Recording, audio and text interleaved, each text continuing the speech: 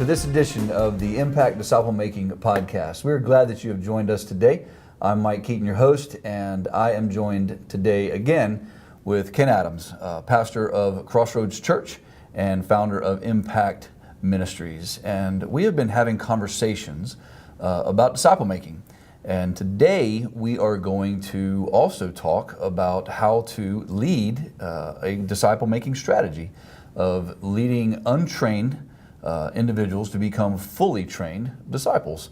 And Ken Adams is someone that I have known for a while who has just been doing all he can do to lead that effort in the context of a local church. And we want to share some of those learnings with you today. So good to be with you today, Ken, and appreciate the opportunity that we have to share with these today a disciple making strategy. It's good to be here, Mike, and I'm excited about the opportunity again to just talk about how we do this, man. And so the truth is that we, at our church and even through Impact, we haven't really figured it out yet. We haven't found the secret sauce, as they say. But here's what we are doing. We really are swinging at it really hard, and we really do believe that the goal of the church is to help people who are far from God and who are disconnected and who are untrained to become fully trained disciples of Jesus Christ. So that's what we're really trying to figure out, and we're working as hard at it today as we ever have. Really are. So. And that's one of the things I've always appreciated about you, Ken, and it's great to be able to work alongside with that effort. And so when you think about that in terms of the context of local churches across the country, the world, why do you think so few churches really are trying to do that or actually being effective at doing that? Well, I think that is a great question, because if that's what we're here to do, the question should be, why aren't more churches making that happen, or why aren't we seeing it happen in more churches? And so I really do believe that a lot of times it comes back to either we don't know what our target is, we don't know what it is that we're supposed to be doing, or we don't really have a good strategy to do it, you know? Mm-hmm. And so I know a lot of churches are hoping that they'll make disciples, but hope is not a plan, right? That's right. And hope is not a strategy. So we have to have a clearly defined strategy for how we help people move from untrained to becoming fully trained. And so I think a lot of churches, Mike, quite frankly, either A, they don't have a strategy at all, or B, they got the wrong one. Mm-hmm. And so if we don't know what our strategy is, we don't have the right strategy, we are not going to end up accomplishing the very thing that Jesus has called us to do. And so that's really kind of where you have to start with that whole thing. And so he gave us a mission. So let's just start right there and just define clearly, what is the mission? Yeah, well, and I think you're right on point, because the mission has to determine your strategy, exactly. Right? In fact, I heard somebody say it like this one time. They said, is it when we forget our why, what our mission is, what our purpose is, then we will lose our way. And it couldn't be said better, because that is so true on so many different fronts, right? Not just in churches, but even in governments and in families and businesses and athletic teams. You know, here's the deal. When you forget why you exist to begin with, then here's what will happen. You'll do all kinds of things, and you'll be all over the map. And so it really is it's imperative, Mike, that we understand what our mission is, or we'll end up doing really all kinds of things. And so if you don't remember that your mission is that we exist as Christians and as churches to make disciples of all nations, then we will end up doing a lot of different things that really don't accomplish what that mission is. So Jesus made it really clear 2,000 years ago. He had his disciples on a mountainside in Galilee, and he said in Matthew chapter 28, he said, hey, here's what I want you to do. I want you to go make disciples, baptizing them in the name of the Father and the Son and the Holy Spirit, and then teaching them to obey everything I've commanded you. So sometimes we get part of that right, but very seldom do we get all of that right. Mm. And so that's why lots of churches are not really very effective in helping untrained people end up becoming fully trained disciples. So that's a big part of our problem, I think.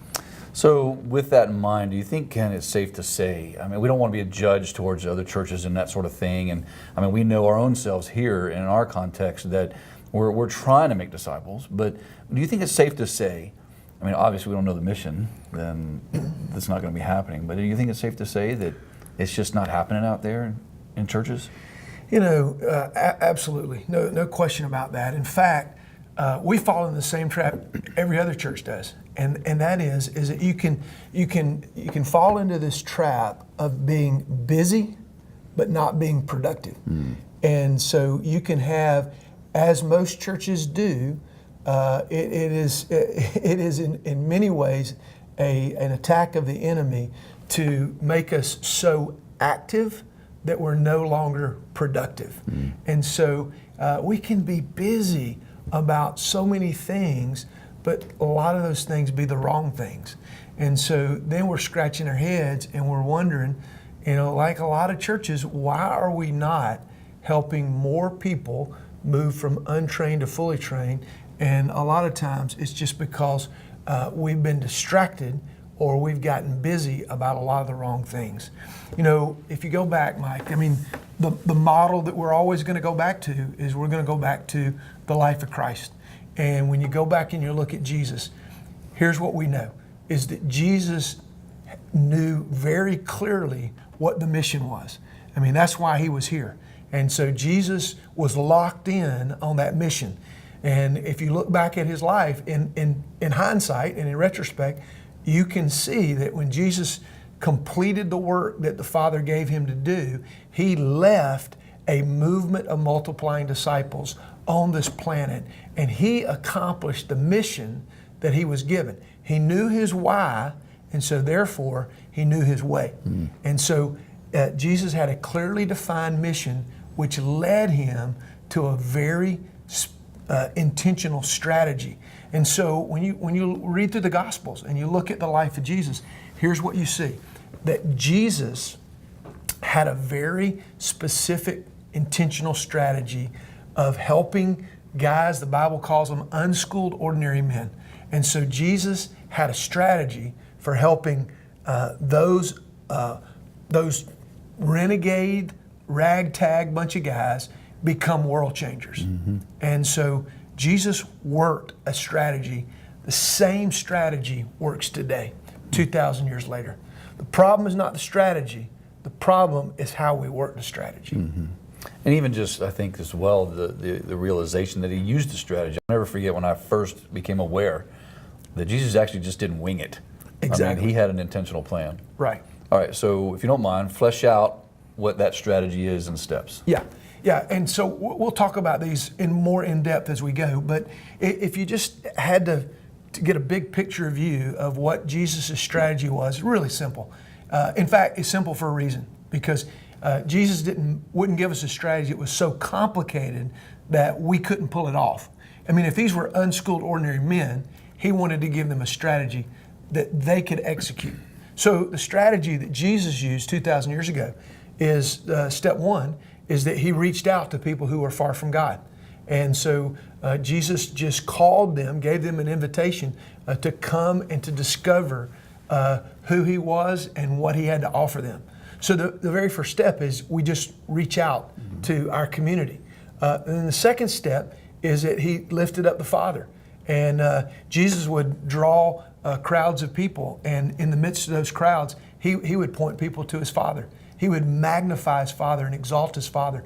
And so the second step that we use today is that we just do the same thing Jesus did. And we invite people, and then we point people to the Father. We lift up Jesus Christ. So we reach out, we lift up. Third step Jesus used is that Jesus invited people into community.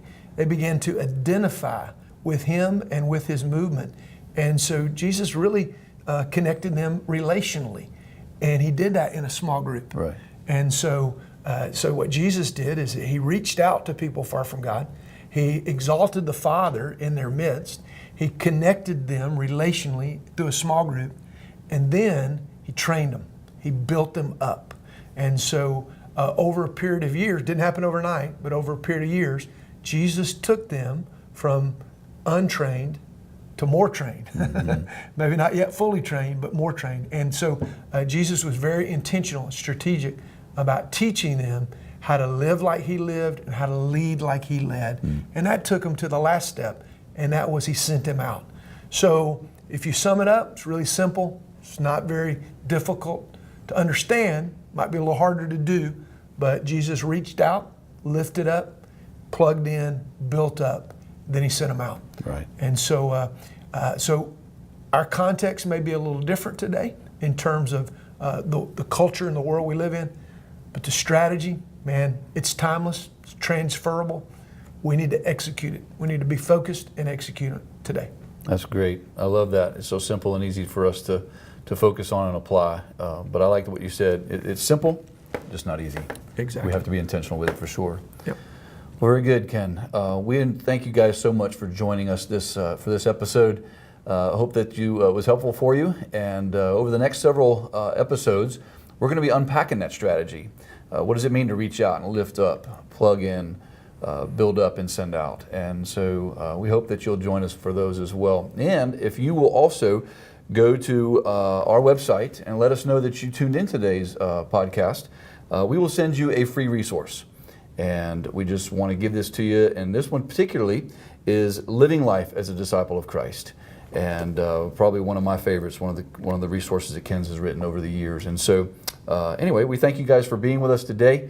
And hopefully this helps you guys out. God bless.